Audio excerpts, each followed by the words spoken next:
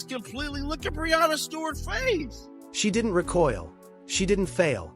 She took it in and started fighting. However, another person was seeing that video.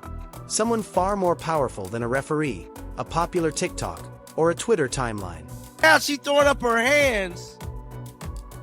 She's throwing up her hands like she ain't just damn me, boom. Lead forward and assault Sophie Cunningham, bro. Dirty fucking play there. That was a dirty play. Cathy Engelbert, the commissioner of the WNBA, has now seen the video. Additionally, based on upcoming reports, she is not pleased, according to several people with knowledge of league operations. Not even near. This damn flop. She threw her arms up and... Because the league office was already there while Breanna Stewart was raising her hands and acting as though nothing had happened. Opening a document. There are currently rumors that Cathy Engelbert is actively thinking about suspending Breanna for 5 games. Stewart. The New York Liberty's championship window won't be the only thing harmed if that suspension is imposed. As the 2025 season approaches, it will drastically alter the entire WNBA power structure. However, no one is connecting to this. One elbow isn't the only issue here. This is more than simply one Barclays Center preseason contest. This has to do with a pattern. The message here is if the WNBA is now prepared to safeguard its most prized asset. Not only on the court but also in the ratings, the boardroom, and the record books, let's dissect everything properly. Now, before we discuss 5-game suspensions, Cathy Engelbert, and what this, we must return to the Barclays Center on Saturday afternoon in order to fulfill the Liberty's dynasty hopes. Because the mainstream broadcast did not tell the whole story. There were many cameras. The viewers were shown the intense physicality taking place on the hardwood by the informal announcers. Public as if it were a typical WNBA basketball game. Let me the sound because it got copyright music. It wasn't.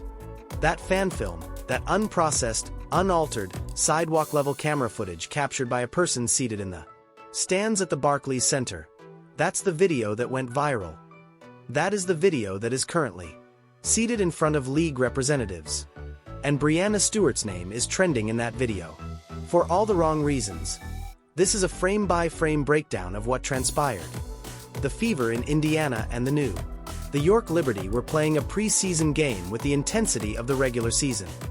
The Liberty entered the match, using a methodical, well-thought-out, and, to be honest, cynical defensive approach. They had no intention of attempting to beat the Fever. They had no intention of outshooting them. They intended to harass them. They intended to make it tangible. They want to put Caitlin Clark under as much strain as possible and challenge the referees to call ITT was also effective. The Liberty defenders were hand-checking for the time being. They were packed. They were snatching up jersey material on the outskirts and challenging the officials to raise the alarm.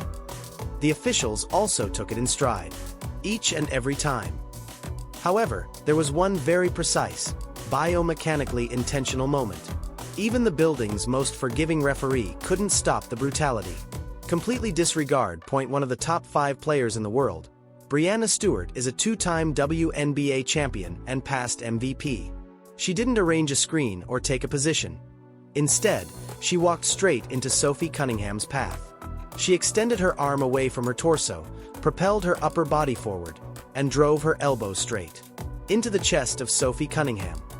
This preseason, you will witness the most blatant display of basketball theatrics. She looked straight at the referee and flung her hands into the air right away, as if she were the innocent one. As if Sophie Cunningham had bumped into a wall. So this is a slow motion version of it. So as you guys can see here, just look at it. Boom, bro. Boom. Examine the play's biomechanics in slow motion. Stewart is not motionless. Her feet are moving outside the arc. She does not brace herself for touch. Instead, she actively throws her full weight forward. She stretches her arm away from. She is not defending herself with her torso. She is taking the initiative and acting aggressively. Additionally, league officials are examining that the current footage shows precisely the same thing. This is the point at which the narrative moves from debate to something. Things the WNBA hasn't seen in a very long time. After absorbing that elbow from Breanna Stewart, Sophie Cunningham stayed off the bench. She avoided glancing at her coach. She did not wave at the training employees.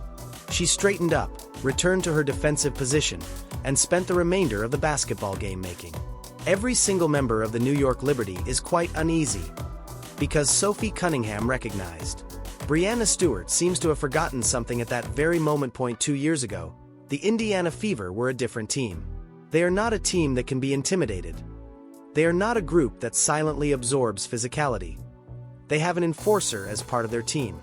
An actual one. She was putting up enormous, unyielding screens that made her point very evident. She was pushing defenders with her body away from Clark with a degree of unadulterated violence that is uncommon in contemporary basketball. Specifically, there was one sequence. The lane is driven by Caitlin Clark. A defender from Liberty is closing, swiftly approaching from the blind side, aiming for a forceful collision. Sophie Cunningham then takes off, like a freight train, coming in from the weak side. She doesn't prod the defender. She doesn't set a screen with such vigor. The Liberty defender entirely abandons her since she is so precisely timed and unyielding. Sophie ain't flopped. She immediately, Breanna Stewart, a big gal. Look, she ain't throw her hands up. Sophie Cunningham did not raise her hands. She didn't fall apart in a big way. She avoided glancing at the referee, with those beseeching eyes asking, "Did you see that?" She carried out the actions of enforcers. She stiffened her body, grounded her feet, completed her work, and went on to the following play. That glaring, indisputable, side-by-side difference between how the New York Liberty and Sophie Cunningham handled contact on Saturday is precisely the visual proof that has been delivered to league headquarters. Additionally, it's the visual proof that is greatly simplifying Cathy Engelbert's choice. Now let's discuss what Sophie Cunningham truly means to this Indiana Fever club, both statistically and culturally, as you are unable to completely understand the seriousness of the possible suspension announcement without knowing what was at risk on Saturday afternoon. After 9 months of MCL therapy, Sophie Cunningham is back. 9 months. If you have ever undergone a significant, you are fully aware of how physically and psychologically taxing knee injuries may be. The ambiguity, the disappointments, the times at 3 in the morning when you truly don't know if your knee will ever go. To experience the same emotions once more, she returned. She agreed to a $665,000 one-year contract. She had the option to take more cash, either take in a lighter role, a simpler route, or somewhere else. She wanted to be right there, so she signed with the Fever. She was positioned between Caitlin Clark and everyone on Saturday afternoon at the Barclays Center, who desired to put her to the test. She completed with an incredible 5 of 8 from the field, scored 13 crucial points, and plus an 8 in the box score. 13 points, 5 of 8 from the field, and an 8 rating in a preseason game, serving as the most physically intimidating screen setter in the entire building while recovering from significant knee surgery.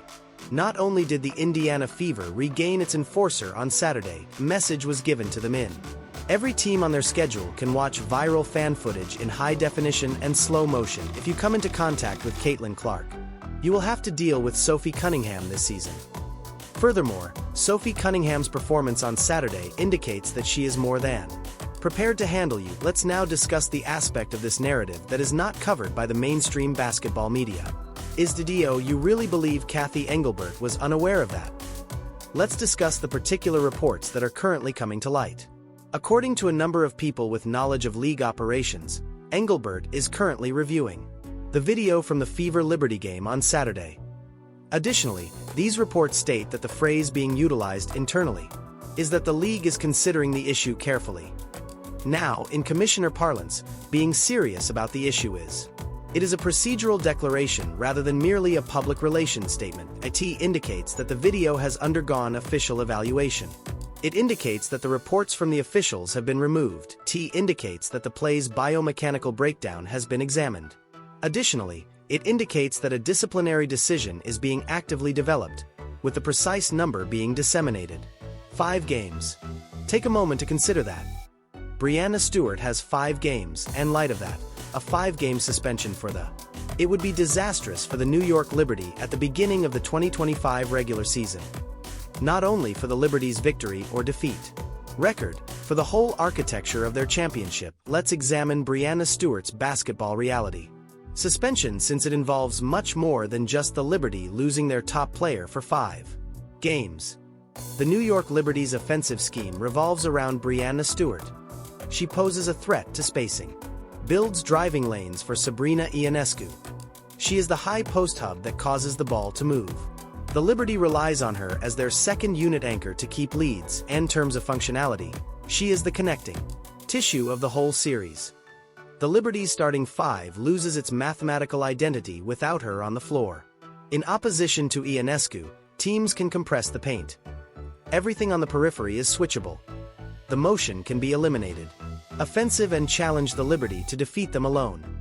Breanna Stewart's absence from the Liberty for 5 games is more than simply a weaker group. This squad operates with a fully shattered plan and is structurally distinct. This layer is what makes.